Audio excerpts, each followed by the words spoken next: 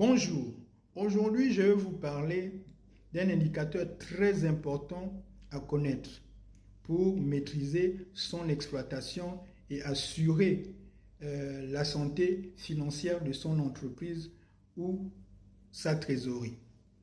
C'est le besoin en fonds de roulement, le BFR. Mais avant, je vais vous parler du fonds de roulement. C'est quoi le fonds de roulement?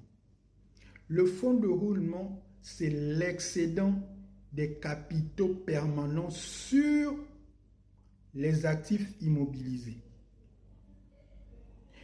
Les capitaux permanents, ce sont les ressources à long terme que possède une entreprise, à savoir les capitaux propres, les provisions et les dettes à long terme.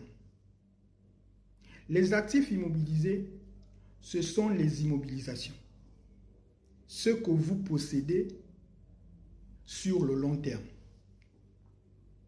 Donc, le fonds de roulement, c'est la disponibilité de l'entreprise pour couvrir ses financements à long terme, mais aussi son cycle d'exploitation, c'est-à-dire le besoin en fonds de roulement.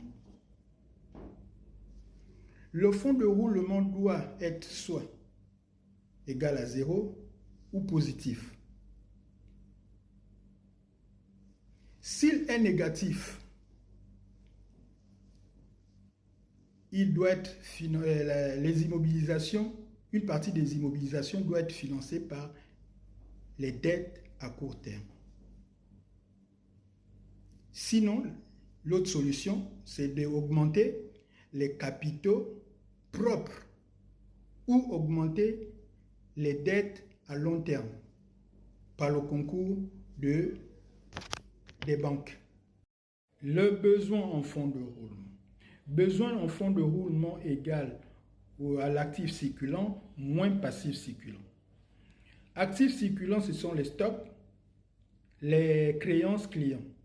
Le passif circulant, ce sont les dettes fournisseurs et les dettes à court terme. Exemple découvert ou les crédits spot. Alors, le besoin en fonds de roulement, c'est le décalage entre le moment où l'entreprise règle ses fournisseurs, paye ses salariés et le moment qu'elle encaisse ses ventes. Donc, elle doit prévoir une trésorerie d'avance pour éviter les trous de trésorerie. C'est cet argent-là, entre le moment où elle paye et le moment où elle encaisse. Généralement, on encaisse lentement. Donc, cette période-là, il faut de la trésorerie. C'est ce qu'on appelle le besoin de trésorerie, besoin en fonds de roulement. Pour maintenir ou pour maîtriser sa trésorerie, il faut maîtriser son besoin en fonds de roulement. Le besoin en fonds de roulement nous permet d'anticiper sur les difficultés de trésorerie. Et il faut retenir que le besoin en fonds de roulement doit être soit égal à 0, soit négatif, inférieur à 0.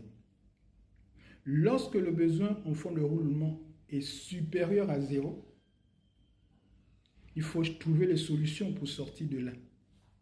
Surtout si le fonds de roulement n'arrive pas à couvrir le besoin le besoin en fonds de roulement. Donc, il faut soit diminuer les stocks, soit augmenter les délais, c'est-à-dire négocier les délais de paiement avec le fournisseur.